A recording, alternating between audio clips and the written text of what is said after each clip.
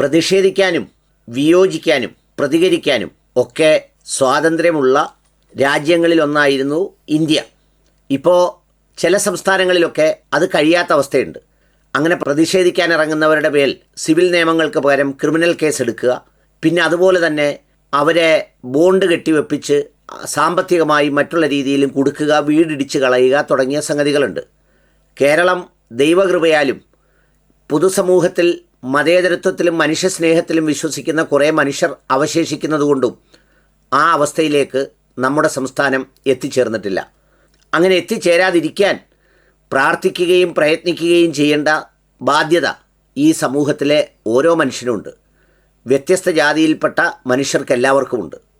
അതിനു പകരം വികാരവും അല്ലെങ്കിൽ ക്ഷോഭവും സംഘടിത ശേഷിയും ഒക്കെ എന്തിനൊക്കെയോ വേണ്ടി കാണിച്ചു കൂട്ടിയിട്ട് അത് വളരെ ധീര ശൂര വീര പരാക്രമമാണ് എന്ന തരത്തിൽ വിലയിരുത്തുന്നതിലൊന്നും യാതൊരു അർത്ഥവുമില്ല.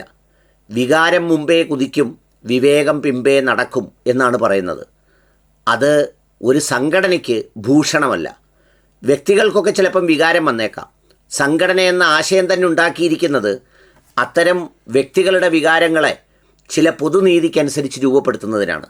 ഞാനിത് പറഞ്ഞു വന്നത്, കഴിഞ്ഞ ദിവസം സോളിഡാരിറ്റിയും SIOയും ഈ എയർപോർട്ടിലേക്ക് നടത്തിയ ജാഥ അല്ലെങ്കിൽ പ്രതിഷേധ മാർച്ച് അതൊഴിവാക്കി അവർക്ക് മറ്റു പല കാര്യങ്ങളും സ്വീകരിക്കാമായിരുന്നു, അത് ശരിയല്ല, വികാരമല്ല നയിക്കേണ്ടത് എന്ന് പറഞ്ഞപ്പോൾ ഒരുപാട് കമൻറ്റുകളും സംഗതികളുമൊക്കെ പല വാട്സപ്പ് ഗ്രൂപ്പുകളിലും വന്നതൊക്കെ എനിക്കെല്ലാവരും ഫോർവേഡ് ചെയ്തു തന്നു. ചിലരൊക്കെ പോസ്റ്റിൽ എഴുതി, അനിൽ മുഹമ്മദിന് സസ്പെൻഷൻ പിൻവലിപ്പിക്കണമെങ്കിൽ അങ്ങനെ ആയിക്കോളൂ, മുട്ടിലെഴയരുത്, കാലിലെഴയരുത്, നിവർന്ന് നിൽക്കാൻ പഠിക്കണമെന്നൊക്കെ.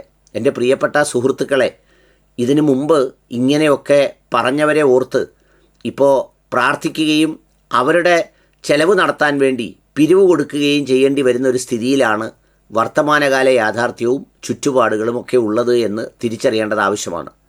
അതുകൂടാതെ കടുത്ത ഒരു ചിത്രപ്രയോഗം കൂടി നടത്തി. ജാഥയ്ക്ക് പോകുമ്പോൾ കുത്തുബ് സയ്യിദിൻ്റെയും അതോടൊപ്പം ഇസ്മായിൽ ഹനിയയുടെയും ചിത്രം പിടിച്ചുകൊണ്ട് ഇന്ത്യയിൽ വഖഫ് നിയമം നടപ്പിലാക്കിയതിന് പ്രതിഷേധിക്കുവാൻ പോയ കാഴ്ച കണ്ടപ്പോൾ എനിക്ക് ലജ്ജയും സഹതാപവുമാണ് നിങ്ങളോട് തോന്നിയത്. എന്താണെന്ന് വെച്ചാൽ, ഈ പറഞ്ഞ നിങ്ങളുടെ ഈ പ്രവൃത്തിയിലൂടെ, നിങ്ങൾ കാണിക്കുന്ന ഈ വിവേകരഹിതമായ പ്രവൃത്തിയിലൂടെ, അനാവശ്യമായ പ്രവൃത്തിയിലൂടെ, അംഗീകരിക്കാനാവാത്ത പ്രവൃത്തിയിലൂടെ അതിൻ്റെ ബാധ്യത ഒരു സമുദായം പേറേണ്ടതേയില്ല. അത് നിങ്ങളെടുത്തുകൊള്ളുക. കാരണം ഈ സമുദായത്തിലെ ആളുകൾക്ക് വഖഫിൽ വികാരമുണ്ട്. ആ വികാരം വിശ്വാസത്തിൻ്റെ അടയാളമായി കണക്കാക്കപ്പെടുന്ന വസ്തുവകകൾ നഷ്ടപ്പെടുന്നതിലുള്ള വികാരമാണ്. അതിനവർ വിശ്വസിക്കുന്നത് ഇന്ത്യൻ ഭരണഘടനയിലാണ്. അതിനവർ വിശ്വസിക്കുന്നത് ആ പോരാട്ടങ്ങളിൽ മുമ്പിൽ നിന്ന് നയിക്കുന്ന ഇന്ത്യൻ രാഷ്ട്രീയത്തിലും ആ രാഷ്ട്രീയത്തിലെ നേതാക്കൾക്കും അതുപോലെയുള്ളവരിലുമാണ്. ഇതിൽ ഇസ്മായിൽ ഹാനിയയ്ക്കും കുത്തുബ് സയ്യിദിനും ഒന്നും യാതൊരു സ്ഥാനവുമില്ല. നിങ്ങളുടെയൊക്കെ മനസ്സിൽ എവിടെയൊക്കെയോ കേട്ട് അത് ഹൃദയത്തിൽ പതിഞ്ഞിട്ടുണ്ടാവാം. അല്ലെങ്കിൽ അവർ നടത്തിയിട്ടുള്ള ഏതെങ്കിലും പോരാട്ടം ലോകത്തെവിടെയെങ്കിലും നടന്നിട്ടുണ്ടെങ്കിൽ അതിന് ഐക്യദാർഢ്യപ്പെട്ടിട്ടുണ്ടാകാം, ഒരു ധർമ്മസമരമോ അല്ലെങ്കിൽ അവരെടുത്ത നീതിയോ എന്ന നിലയിൽ. അതിനു പകരം കേരളത്തിൽ അവരുടെ ചിത്രം പിടിച്ചുകൊണ്ട് നടന്ന് നിങ്ങൾ ആരെ തോൽപ്പിക്കുക? ആരെ മുന്നിലാണ് നിങ്ങൾ വിജയിക്കുന്നത്? നിങ്ങൾ ആരെ ശക്തിപ്പെടുത്താൻ ശ്രമിക്കുക? എവിടെ ശക്തിപ്പെടുമെന്നാണ് വിശ്വസിക്കുന്നത്? ഈ സംഘടനകളിലൊക്കെ ഇത് പിടിച്ചുകൊണ്ട് നടക്കുന്നവരുടെ കയ്യിൽ നിന്ന് ഇത് പിടിച്ചു വാങ്ങി വലിച്ചു കീറിക്കളയാൻ കഴിയുന്നവരും അറിയാവുന്നവരും ആരുമില്ലേ എന്ന് വെറുതെ ചിന്തിച്ചു പോവുക. നിങ്ങൾ ഇന്ത്യൻ ഭരണഘടന പിടിച്ചുകൊണ്ട് നടന്നിരുന്നെങ്കിൽ അതിലെത്രയോ അന്തസ്സും യോഗ്യതയും ഉണ്ടായിരുന്നു. ഇന്ന് നിങ്ങൾക്ക് അഭിപ്രായ സ്വാതന്ത്ര്യം അനുവദിക്കുന്ന, നിങ്ങൾക്ക് നിയമപരമായ ഒരു കാര്യത്തിന് പോകാവുന്ന ഈ പ്രതിസന്ധികളിലൊക്കെയും ഞങ്ങൾ പറയുന്നത് മാത്രം ചെയ്താൽ മതി എന്ന് പറയുന്ന ഒരു രീതിയിലേക്ക് എത്തിയിട്ടില്ലാത്ത ഇന്ത്യയിൽ ചിലയിടത്തൊക്കെ ഉണ്ടാവാം, ഒറ്റപ്പെട്ട രീതിയിലുണ്ടാവാം. അവിടെയും പോരാടുന്ന ഒരുപാട് ആളുകളുണ്ട്, സഞ്ജീവ് ഭട്ടിനെ പോലെ.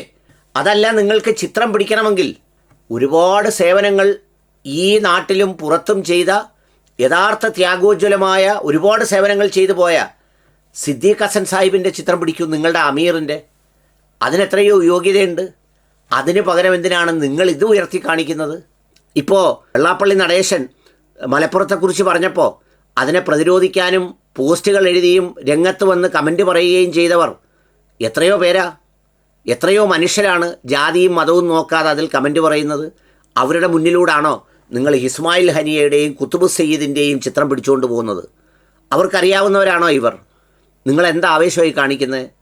ആ ആവേശം കാണിച്ചിട്ട് ഞങ്ങൾ വീരശൂര പരാക്രമികളാണ്, അതുപോലെ തന്നെ ഈ പറയുന്ന മദർ തെരേസയുടെ ചിത്രം വെക്കുന്നു, ചെഗ്വേരയുടെ ചിത്രം വെക്കുന്നു, കാറൽ മാക്സിൻ്റെ ചിത്രം വെക്കുന്നു, ബ്രഷ്നേവിൻ്റെ ചിത്രം വെക്കുന്നു. അതാണ് അതിൻ്റെ ന്യായീകരണം. അതും ഇതുമായി എന്താ ബന്ധം? നിങ്ങളിൽ ചാർത്തപ്പെട്ട മുദ്രകൾ, നിങ്ങളിൽ ചാർത്തപ്പെട്ട പലതരത്തിലുള്ള സംഗതികൾ ഇത്തരം കുറ്റപ്പെടുത്തലുകളുടെയും അരികുവൽക്കരണത്തിൻ്റെയും കാലത്ത് മുഖ്യധാരയിൽ ഒരു രാജ്യത്തിൻ്റെ പ്രതിരോധമായ രാഹുൽ ഗാന്ധി ആവർത്തിച്ച് പറയുന്ന സംവിധാൻ എന്ന് പറയുന്ന, അഥവാ ഇന്ത്യൻ ഭരണഘടന എന്ന് പറയുന്ന സംഗതിക്കപ്പുറത്ത് ഏത് ചിത്രമാണ് നിങ്ങൾക്കുള്ളത്? അതൊക്കെ നിങ്ങളെവിടെങ്കിലും സൂക്ഷിച്ചോളൂ.